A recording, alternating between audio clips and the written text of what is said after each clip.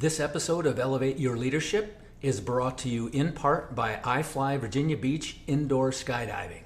At iFly Virginia Beach, we bring people together through the dream of flight. Check out our website and our corporate offerings to include leadership development and team building.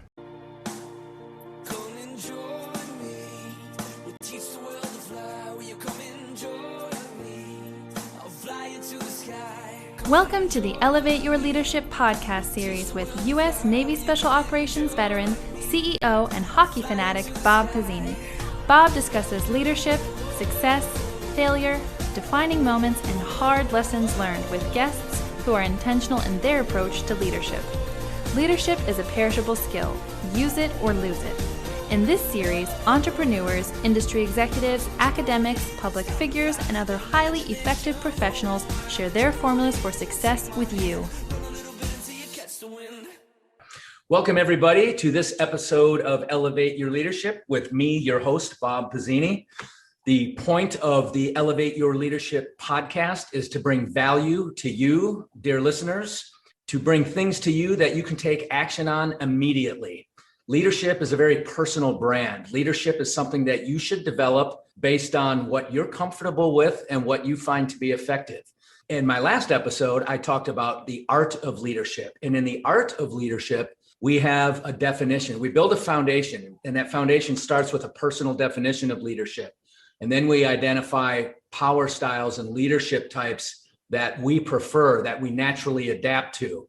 And at the end of the last episode, I teased everybody talking about my next guest, my guest who's queued up today, Navy SEAL Captain retired Ryan Croley. Ryan is going to talk to us today about what it's like to lead Navy SEALs. Ryan served for 26 years. He had a distinguished career. Ryan was assigned to Naval Special Warfare, also known as Navy SEALs. He has a proven and distinguished record of developing and leading high-performing teams while conducting our nation's most sensitive missions, cultivating relationships, and executing dynamic plans worldwide. Folks, this is the real deal. Ryan's key assignments included commanding officer of SEAL Team 4, commanding officer and plank owner, meaning he organized the unit or put the unit together. That's what plank owner means in Navy speak. So commanding officer and plank owner of the Special Operations Command Forward East Africa, commanding officer of Task Force 17 in Mosul, Iraq, commanding officer of Task Force 16 in Baghdad, Iraq, commanding officer of a Tactical Development Mobility Squadron assigned to Naval Special Warfare Development Group. Ryan has a proven record of success. He has supervised over 920 operations across Europe, Iraq, Afghanistan, Somalia, Yemen, Bosnia and Herzegovina, and the Indian Ocean while overseas during 12 deployments.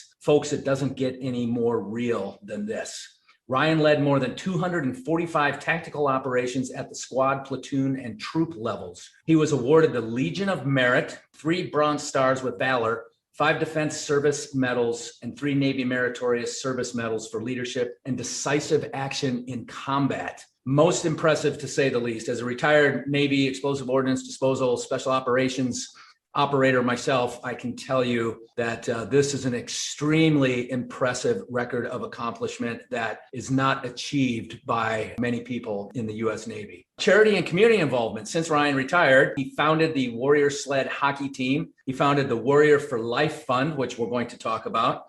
He founded the Virginia Beach Hockey Club, which we're going to talk about. And he's a member of the Hampton Roads Youth Hockey Association Board of Directors.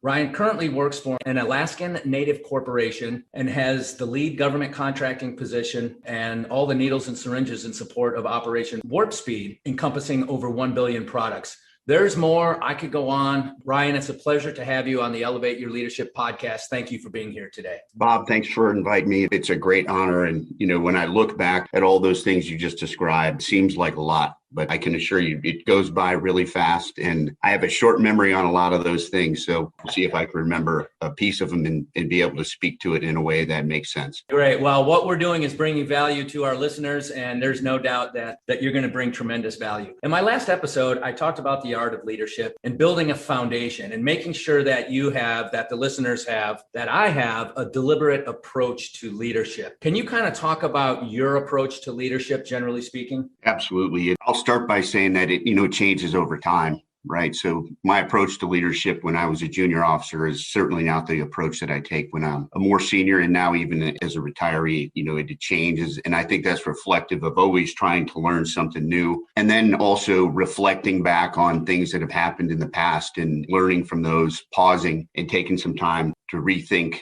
some actions you've done in the past and what you would do in the future. So I have really settled into a pretty simple approach to leadership because it can get confusing, and this simple approach I can do it every day and it applies everywhere, and is a very humble approach, I believe. So first and foremost, I would say you have to know your trade, you have to know your craft, and you have to know it well. There can be no question as to whether or not you're the expert in what you're doing. You have to have credibility. You have to continue to study that.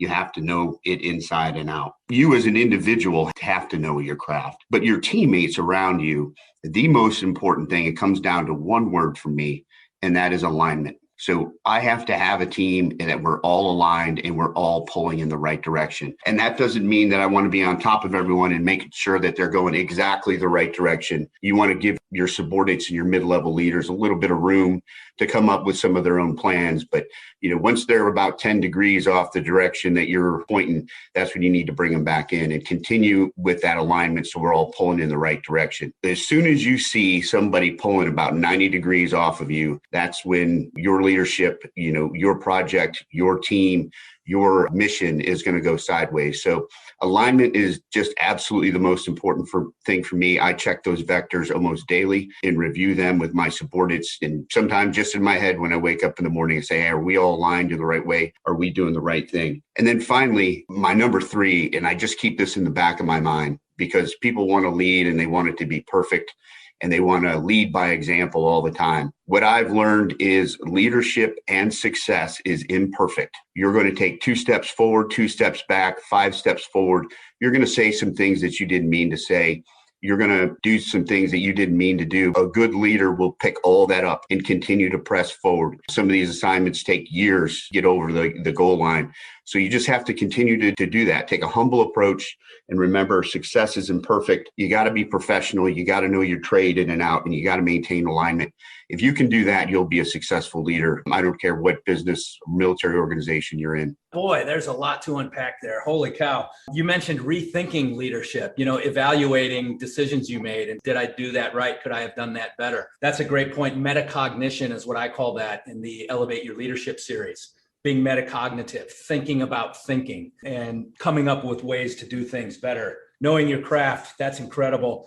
Alignment, I love that. When I talk about leadership in my organization, I have 35 employees. We all want to be moving in the same direction, and we have to have a plan. Like you said, we have to know what direction we are all supposed to move in. And that way, if you're deviating from the course. And like you said, minor deviations are okay. You can actually have good discoveries with those minor deviations. But yeah, when people get too far off course, then you do have to course correct without a doubt. With that rock solid foundation, with that rock solid approach to leadership, referring back to all of your action in uniform, Mosul, Afghanistan, Somalia, Yemen, Bosnia, all war zones that are in the news every single day, Afghanistan. Is there a difference leading in a war zone as opposed to something other than a war zone? That's a good question, Bob. Yes and no, I think is the right answer, especially, your first couple of rotations when you go over somewhere and you're in a war zone and you don't know what you don't know, and you've never been there. So it's completely foreign to you. So in that situation, absolutely, it is different. The stress levels are higher. man, and every situation could be something thrown at you, and you're just always on edge. What I will tell you is that as I look back after you're on your second and third rotation forward, some things have gone well, some things have gone bad. But what I've settled into is really the leadership is not different forward. You're still going to have to make those moral and ethical decisions based on the situation that's presented in front of you at the time. You're going to make the best decision you can and move on. And if you're making it based on those two things, morals and ethics, and you're applying your strategies to leadership, you're going to make the right decision in all cases. So I'm going to say, no, I don't think it is really different in a combat zone than it is anywhere. Those things you bring back and you apply them to your life. I apply them to the current business model that I'm in now, and it serves you very well. I'll be honest with you. I think the business world right now is probably as much of a knife fight as you'll see over in a combat zone. At least in a combat zone, you know who you're supposed to be shooting at. I would say the more experience that you get, the more you realize you just apply your leadership. It can be a little bit more stressful. You stick to those, you're going to be successful inside a combat zone or out. I do have a couple of things that I was talking to you about the other day, kind of stress versus performance and how I measure that. Again, that applies to combat zones or not combat zones. And I look at that. That's how I evaluate units. It's how I evaluate people when I see in the way they're performing and maybe not performing. And I can assure you that in the special operations community, just like in any community, we have our really high performers and we have our really low performers. And it could be for a number of reasons. And I always keep an eye on that and make sure that I'm evaluating from that perspective. And it's the stress versus performance curve. So if you can imagine plotting out stress versus performance on a graph, the curve looks like upside down U, if you will. When I see somebody that's low stress, low performance as their leader or as their commanding officer, I'll just create a little stress for them and see where they go on the curve. If they move up the curve and their performance comes up a little bit, then I know that it's somebody that I can work with and I can manage. I can get them back onto that vector. If I create a little stress and they're low performers and the line just stays straight and I do it over time, that means that I cannot get that person onto my vector curve for alignment that I talked about before. And if you can tell, I'm an engineer. Everything is a vector and a math problem to me. But that's how Naval Academy graduate, and you studied engineering, I guess, right? Right. Okay, gotcha. Right. And so that's how I measure low performers. But even more important than that, it's how I measure high performers, because everyone, 4-star generals to E1s who just got in, everyone has this curve. Everyone has the low end of the curve and everyone has the high end of the curve. And the high end of the curve is high stress and high performance, and extremely high stress and extremely high performance. And at some point, somebody's going to fall off that curve. So you have to look for that as well. And that's when bad things happen. That's when families fall apart. That's when people don't show up to work. That's when they start using alcohol. And worst case scenario, that's where you see suicide. And you see a lot of that in the DOD, believe it or not. You have to look for that low performer and you got to look for that extreme performer and make sure that they're not overperforming, so high on that stress versus performance curve that, they're going to fall off the other end. The sweet spot is to get them into the medium stress, medium high performance. And that's where you can sustain them long term. So those are the things that I look at. And again, I've had people come in and say, Ryan, how can you fire a Navy SEAL platoon commander that's been doing this for 10 years in 4 months or less as you guys are warming up to go into Iraq? And it's really easy for me. Stress versus performance. Can I get you on my alignment curve? And if I can't, then I'm going to have to bring somebody else in here so that we can be ready to go when we're overseas in a combat zone. Yeah, solid tools of leadership. What a great example. What a great method to use. And listeners, stress versus performance, alignment curve. These are incredible tools. There's a lot of discussion in this year of COVID about leading through crisis. And I've given several seminars on leading through crisis. And having looked closely at it, having led through this crisis myself, once again, with my company and my teammates, what I've seen is that the summary of leading through a crisis is, it's kind of like you said, leadership, it's not different than leadership in forward areas or in hostile areas. You either have a solid leadership foundation that you apply across the board, or you have something less than that. And what I've seen with this COVID crisis is the people who were solid leaders to begin with have weathered the storm for the most part. And the people who weren't solid leaders have been exposed in a lot of cases are no longer in those leadership positions. So you have the foundation and you apply it in all situations, or your time is going to be limited in that leadership role. I want to touch on one other thing. You talked about making decisions. We don't always have all the information we need, but we have to make a decision based on the information we have. The military, there's an intelligence process that gives commanders as much information as is available so they can make the most informed decision.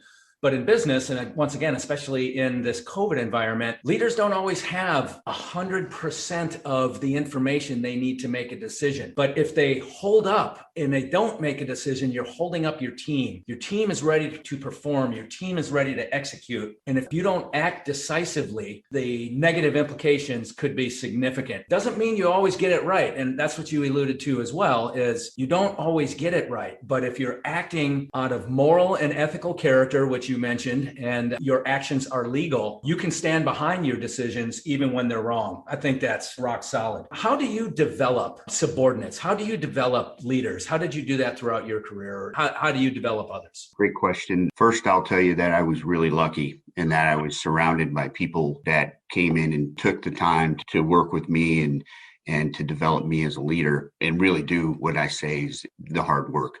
I kind of walk on tall shoulders. That I've been fortunate to do that throughout my career. There is one really unique situation when I was working directly for General McChrystal, who I think is the best leader of our time. And I didn't know him personally. I knew him professionally, but the way that he would do business, he was connected every single day in an entire region with all the key leaders. And there were a couple of things that he taught me, and he taught, I think, his entire team. He said, it's all about relationships, and credibility gives you freedom of action. He would just tell us that over and over and over. And when I first heard it, I was like, it's a neat slogan, but it doesn't mean anything. But the way that he would develop you as a leader, for instance, he would send me out, whether it would be on a Navy ship or whether it would be at a forward operating base as an O4, and I was his liaison. And he made it very, very clear that Ryan spoke for him. So as his liaison, that meant that I had to speak to him on a daily basis. And you're talking to a guy that is pretty busy and has a number of mid-grade senior officers in his chain of command. But when I was forward in that position as a liaison, everyone on the ground there knew I was speaking directly to General McChrystal at the end of the day. So when I said something, I was basically saying what General McChrystal had already approved. And it cut right through all of the military bureaucracy and all those other details. That was the lesson I learned from him. That was probably the most important thing. One is it's all about relationships. Credibility will give you freedom of action, and communicating directly with your subordinates on the ground that are in the fight, directly with them. Doesn't need to be translated through anybody else. I'm speaking right to those people. I still apply those things, those tactics, and those lessons today. My current job with Operation Warp Speed, I have a very diverse team. I have folks in London, in China, in Chicago, here in Virginia Beach. I have a very diverse team, and in Texas. And I tell them the same stuff that General McChrystal told me, and it works really, really well. And it's allowed us to come together and deliver 1 billion needles and syringes in a very short period of time. Exact same lesson. I really didn't change a thing. That is extremely powerful. So in this case, your leader, General McChrystal, empowered you to do your job. He didn't hold you up. He empowered you. He enabled you. He cleared a path to make sure you could be 100% effective, or you could be highly effective. I think that is that's a key aspect of leadership. When I discuss the art of leadership, I talked about my personal definition, which is enabling others. The more you can enable others to accomplish their objective, the better you are as a leader. That's pretty cool. And I remember my leaders from my career. I remember the really good ones, but I also remember the really bad ones. And unfortunately, I think we've all had those bad ones. And like I said, those bad ones don't last long. I also remember my coaches from youth sports, and I remember teachers. These are all kind of leaders early in our lives. And we remember the good ones once again, and we remember the not so good ones. And for me, one of the things I've always applied in my personal development is when I saw something negative, when I saw a negative leadership trait, I recorded that or I noted that to make sure that I don't act like that, to make sure that I don't lead in that capacity. And unfortunately, I've gotten it wrong from time to time, and I've learned from some hard mistakes. I think that's important in developing good leadership. So to that end, How do you develop others? How do you bring people along and make good leaders out of those who work for you? I think the most important thing, I like to have a little bit of a relationship with the people that I'm working with. I like for them to tell me a little bit about themselves so I can have a set point with them. So it's they may know it or they may not know it, but it's a little bit of an interview. What motivates them? What can they work on? And I like to hear about how they want to lead their organization. Say it's a platoon commander or could be your business person that's working for you. But in the military sense, come in, talk to them about what are your leadership traits. How are you going to apply it? How are you going to deal with tough situations? And let them explain it to me. And then when they go through that process, I think it registers that for them sometimes that they may not have a clean plan. And it's not me poking them in the nose. And then we'll sit back and think about it and then guide it a little bit from there. I also do like to show up, especially in the military leadership side, and say, okay, let's talk through this military operation that we're going to do tomorrow. And we'll get around a sandboard and start talking. And I'll say, okay, well, we now have a downed helicopter right here. One of your helicopters just crashed and went down right here. What are you going to do? Talk me through it. Talk me through your thought process. Talk me through how you're going to do it. It's interesting, the answers that you get back and just where the level of risk is, how important the mission is. Is it a low risk mission? Is it a high risk mission? Is it a no fail mission? And frankly, I'll tell you, there's very few no fail missions that are out there. It's gauging a level of maturity and trying to figure out if they know how they're going to deal with a real contingency and where they're going to put their limited resources when those resources start getting taken away from them. So that's how I like to mentor them. And again, I'll go back to what I talked about initially. I do that from a position of experience both tactically and operational. I can take those level of experiences and layer them on top of maybe a junior officer who's probably thinking a lot more tactical than he needs to be. So, and then just try and pull those out and get him to see if he can see the big picture here.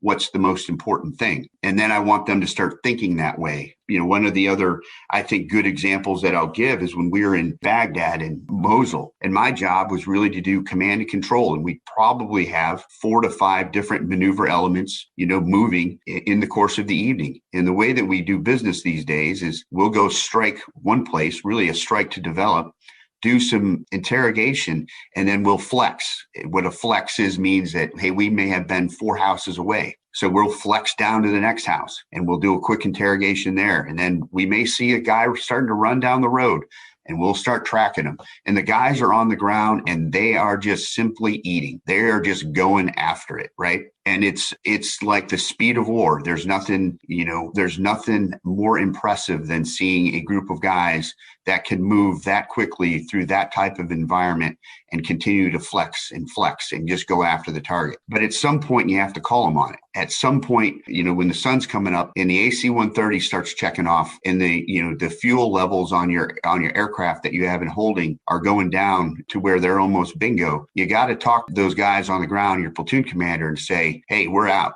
Like, I need you guys to extract right now. They won't be happy about it because they've just stressed themselves. They've just put an incredible amount of risk on the line. And then now they have their commander telling them to get out of there. And they'll come back and they'll do it. They'll get back out and they'll debrief with you and they will be irate. They're upset with you. Why are they upset with you? Because you, as their commanding officer, put them at great risk and then just pulled the plug on it. So there's that dynamic there. But I also need them to understand that when that AC-130 checks off, now I can't come get you guys. And I know you guys are out there getting after it, but we have to have a balance. And that's where I need to bring them up so they understand the operational level. And then they can go, okay, sir, now I understand why you're doing that. There's just a total balance in there. I think people think that in the military, it's just you just make a decision and your people follow. That's not today's military. They are highly sophisticated, very smart people that you've got to lead them appropriately or they won't work for you. Yeah. So I know that was long-winded, but yeah, no, that's great. So, going back to the downed helicopter scenario. So you ask a squadron commander, what are you going to do when one of your helicopters goes down in a non-permissive, also known as a hostile area? So I think what you're getting to there is rehearsal and tabletop exercise. And through that, you develop leadership, having those discussions. Hey, when it's time for you to lead, what are you going to do? Doing those rehearsals and talking through those scenarios in military term tabletop exercise, or TTX is what we called it. Those are pretty critical. You also alluded to tactical, operational, and ultimately the strategic level of warfare. And we're going to take a pause for capitalism right now. And when we come back, we're going to talk about those three levels of warfare briefly. And then we're going to transition into all this awesome stuff you're doing with the Warrior for Life Fund and hockey programming in our area. So we'll be right back, folks. We're going to take a pause for capitalism. More with U.S. Navy SEAL Captain Ryan Croley in just a moment. And we are back. And as promised, I'm going to ask Ryan to discuss the three levels of warfare and how leadership applies. And I will tell you, in my business, once again, I've discovered that these three levels of warfare, tactical, operational, and strategic, those are the three levels of business. If you're really running your business with this 360-degree awareness of what's going on in and around your organization. So without further ado, Ryan, can you talk about those three levels and leadership at those different levels? Sure, absolutely. And the way that, kind of the way that they apply, as you talked about in your previous podcast, and explain kind of the definition of what each one of them is. Tactics being simply, a tactical movement coming into the house, moving left, moving right, on the ground movements that happen. And then the operational level, you're talking multiple maneuver elements for an objective that you're trying to reach that's much broader than any one individual action. And then at the strategic level, the overall military strategy, which really supports the diplomatic strategy. And you talked about all of the weapons, if you will, of diplomatic strategy, the DIME, the diplomatic, information, military, economic strategy, and how you bring all those together. And then there's really one more, and that's the information, DIME-I, if you will, the informational strategy, which is just important. And you can layer that informational strategy into any of those other previous ones in the DIME. We would focus on the military strategy, and then the down and in tactics, operational level, and so on and so forth. That's a really simple approach to it. I think it gets way more complex in execution, especially when we have a very, very small group of forces that are out there. And the information, the way that it is today and the way that it flows, our tactical operators they're tactical strategic. Because if we do a hit on a convoy, for instance, which is a tactical operation, and we missed our target, maybe there were some civilians that were killed as part of that action, that can become a strategic action that will cause U.S. forces, the military part of that DIME, to withdraw strategically. So you can go full spectrum really, really quickly with tactical, operational, and military, or strategic. I'll give you another example, and kind of an example of, once again, when leading junior people, sometimes they don't understand the purpose of a military action. Sometimes the purpose of a military action is just real easy, straightforward. Kill the enemy in front of you, and you're going to land on the objective, kill the enemy, and leave as quickly as you can, and hopefully don't hurt any of your own people. That's pretty simple, and I think what a lot of people think. Early in the war, we flew rotary wing helicopters into Baghdad, knowing full well that Saddam Hussein was not there, but we flew into a number of his compounds. And just to give you an idea of the size and scope of this thing, took about 31 fighter aircraft with refueling, multiple rotary wing aircraft to really project that far. 8-hour flight on a rotary wing, you got support all the way in, all the way out. We knew he wasn't at the objective. We knew he wasn't there. I mean, we had confirmed it, but that wasn't the purpose of the mission. The purpose of the mission was to demonstrate to the population in Baghdad that it was over. We were told we were not going to fly rotary wing in Baghdad ever. It was called the Super Missile Engagement Zone. It was impossible. It'll never happen. And that's what Saddam Hussein had told his people. Well, the next day, in the middle of the night, they heard helicopters circling in Baghdad, landing on his compound looking for him. And that is an example of the just very, very tactical level execution that had strategic impact. And sometimes it's hard for junior operators to understand that. They came back and they were like, we risked our lives. We risked our lives to go into fly that far, and they were shooting at us all the way in and out. Yeah, they were. They couldn't connect the dots between, we did that. Why did we do that? We did it so that the Iraqis would capitulate as early as possible. so that the army units, the MEF that was coming up, that was fighting up through southern Iraq and making its way to Baghdad, by the time they got there, the people would capitulate because they had already seen it. And that's an important piece when you talk operational and tactical and how it all applies, up and down. So I just use that as probably the best example of a couple of good examples of how do you understand these different levels of warfare and how they can get complex. Yeah, no, great examples and how a tactical level action can have strategic impact. That's huge. And in business, it's no different. Our customer facing employees, they have to behave morally and ethically, appropriately, legally, obviously. So in business, the tactical are your customer facing employees. A good action could have a huge impact on the strategy of the company, and a bad action or a negative action could have a negative impact on the corporate strategy. So everybody, in the military, we say everybody's an ambassador of the United States. And in business, everybody who wears my jersey, everybody who's on my team, everybody in my company, they're a direct representative of me, kind of like you were a direct representative of General McChrystal. And it's important that they know that and that they impact those three different levels of business operations: strategic, operational, and tactical. All right, great discussion, man. We could talk about that alone for about an hour, but I want to transition into hockey because you and I became good friends, I think, largely through hockey. And you're doing incredible things for kids in our area, for military members in our area. And so just start wherever you want to start, Warrior for Life Fund, Virginia Beach Hockey Club, sled hockey. Talk about hockey and military and what you're doing. Great. And something that definitely very passionate about. For anybody who actually plays the game of hockey, they know what we're talking about because it's a little bit of a cult. When guys step out onto the ice, or ladies, young and old, when you step out onto the ice, it has a way of just clearing your mind because there's so many things going on. You're trying to skate. You can spend a lifetime trying to learn how to skate. You have a stick in your hand. You have some tactics that you're trying to play the tactics of the game. There's a goal. You're trying to score a goal. At the same time, you have these rigid boards that will stop you immediately if you run into them. And then you have other players that are trying to knock you on your can the whole time. When you wrap all those things together, no matter what problem you stepped on the ice with that's in your head, personal, professional, you name it.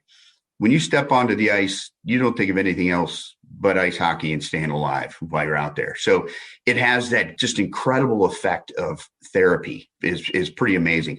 The camaraderie is also just like I've never seen before. It reminds me of being in a military unit where guys are working hard to be their best athlete, give their best effort, whatever that is. At the same time, everyone's always cutting up with each other and laughing and poking fun at each other. So from that perspective, those who play the game understand that. And it's a life sport. You can play it from the time you're 2 to the time you're 99. And we've seen it. So that's what's always attracted me to the game. I didn't start playing until I was 35 years old, and then from there I became an addict and wouldn't stop playing. But one of the reasons that I started to play, I think more than anything, had to do with looking for an outlet to clear my mind.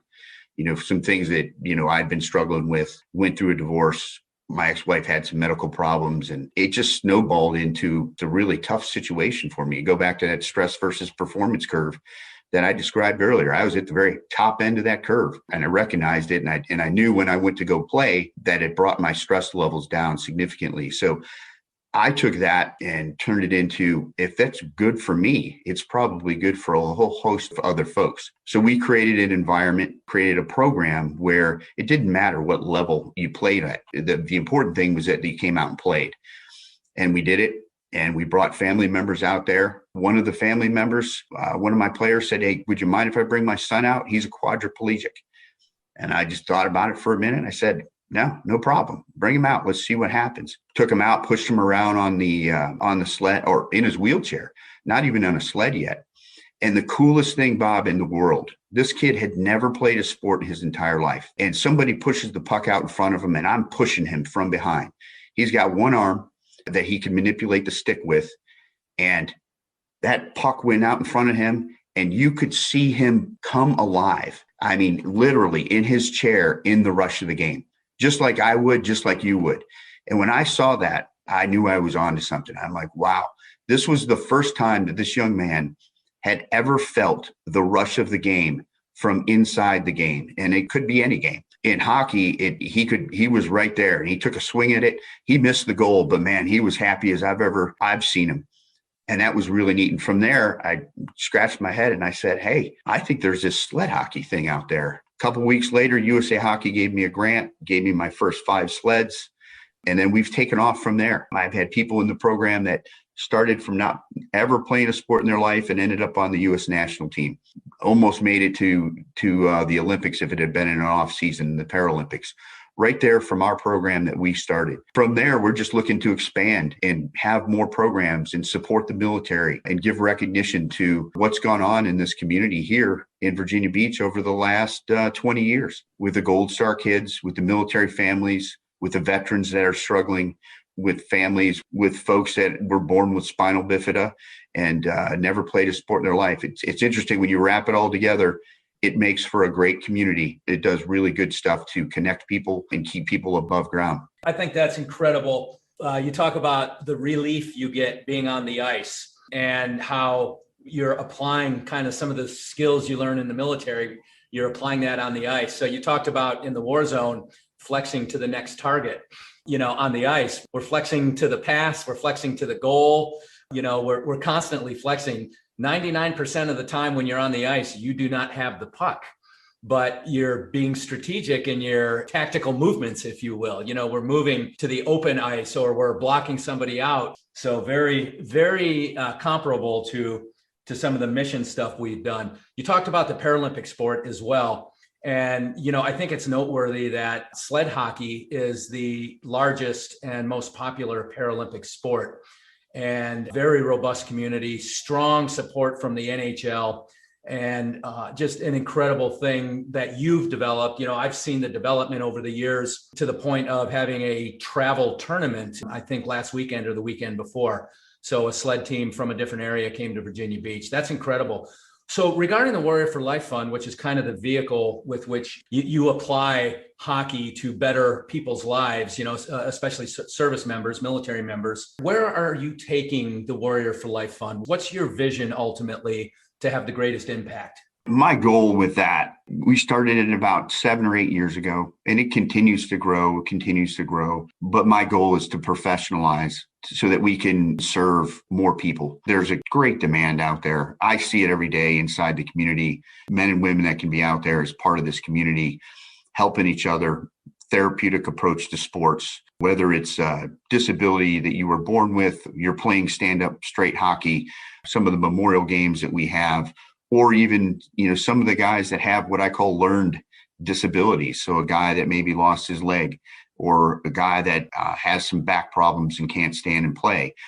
But you put them all together on the ice and you really see some changed lives and some lives that are probably saved. In fact, I've been told that a number of times. It is meaningful. It's the thing that when I look back on my life, I won't remember those things that you read at the beginning. I'll remember these people in this community that I think were served by this organization. Where we're trying to take the Warrior for Life now is to expand it so that we have some people that run the programs as a professional. Right now, I have all volunteers that do it, and it's hard to get volunteers to work as many hours as we're needing to work at this point. So we'd like to have expand to a larger facility, a place where we can have a team room, better locker rooms, and then really have the theme of the facility to honor the history and heritage of the military and what's gone on here in the Virginia Beach area. And what am I talking about there? I know a lot of the general population knows about the SEAL community and what's gone on. But when you see it and you live it every day, you realize that there's some real holes and gaps that need to be filled. The Operation Red Wing, for example, we lost 15 or more guys on those flights. One incident happened one time. The extortion flight that we lost, 17 guys. But if you multiply that by their family members, by their friends, their close friends, their neighbors here in the Virginia Beach area, I want to pay tribute to those guys. I want, when you walk into the Warrior for Life Center, I want you to see the history and heritage of this community and the pain that was felt here and the sacrifice that was given here and the pride that we have here for what all these guys have done, from the guys to their families to their close friends. And I want others to walk in no matter what their situation is, and to realize that this is a community of sacrifice. This is a community that's going to band together and stick together and remember what happened in the past, and then kind of drive forward and solve our problems as a community. That's really what the Warrior for Life Center is about, that we're trying to build, and incorporating that hockey theme into it with all of those other things that we described. And I think we're close to doing it. There's some potential that we could move to have one on the East Coast and have one on the West Coast. So stay tuned. We'll see where that's going to go. But any support we could get from anyone who's interested in what I'm describing would be great. We're a 501c3 public charity, co-branded with the Navy SEAL Foundation. And I think we're doing some really great stuff to help some people that really can use the help. For potential donors out there, Warrior for Life Fund, you can Google it. There's also a video on the landing page that talks about the programming that Ryan just laid out for us. I've been close to the organization and part of the organization for a number of years. And everything Ryan said, he kind of said with modesty, but it is incredible the things that are happening. I've seen families, I've seen children whose fathers, for the most part, are either deployed or unfortunately deceased. You get these kids on the ice. We get these kids to the ice. We get them to the rink. If they have brothers and sisters and competing interests, it's difficult sometimes for mom or dad to get the kids to all the different venues. If dad's on deployment, maybe a son or a daughter won't play hockey that season, and the Warrior for Life Fund is there to not let that happen. The Warrior for Life Fund is there to make sure these kids get on ice and they're around men that can positively impact them. Just so powerful in so many ways. And like I said, for me to be a part of the organization and see what's going on is incredible. The way you talk about the rink and the ice center, I went to a USA Hockey Level 5 Coaches Symposium in Lake Placid, New York. And so they have the Herb Brooks ice rink. Herb Brooks, the coach of the 1980 USA Olympic hockey team that won the gold medal that year. So the Herb Brooks rink, and then they named locker rooms and different parts of the facility after different players on that team. And I believe that's part of your vision, to honor those who have passed. We also have great support from the NHL. Again, quiet professionals. They help us publicly and privately. And you've cultivated all of those relationships, which is incredible. So before we check off, Ryan, I just want to ask you if there's anything, what we say in EOD, any cleanup shots. Is there anything that we didn't get to that you would like to discuss? No, I would like to, just thank all the people in the Warrior for Life that really do the work. And I get to talk about it a lot, but there are some people just down and in that do an incredible amount of work up in the Boston area as well. Frank Simonetti, Tony Cabana up there that they do some heavy lifting.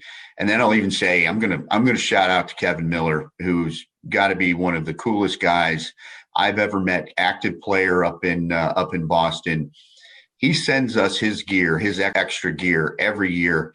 It's quite a bit of gear from his contract with Warrior Hockey that he has. I've outfitted probably 20 operators and family members down here with brand new gear that Kevin Miller sends down. He's just a wonderful human being, and I probably wouldn't mess with him out on the ice either, because he is. I saw him in a fight the other day, and it was pretty devastating. But deep inside, he's got to be one of the most humble men that I've ever met. Thanks for the opportunity, Bob. This is great, and I'm clear. No cleanup shots for me. Thanks, though. Okay. All right. Hey, thanks, Ryan. What a great discussion.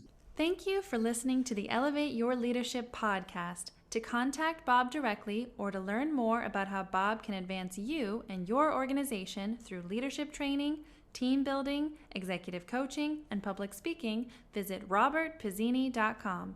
Robert, Pizzini.com, and connect with him on LinkedIn.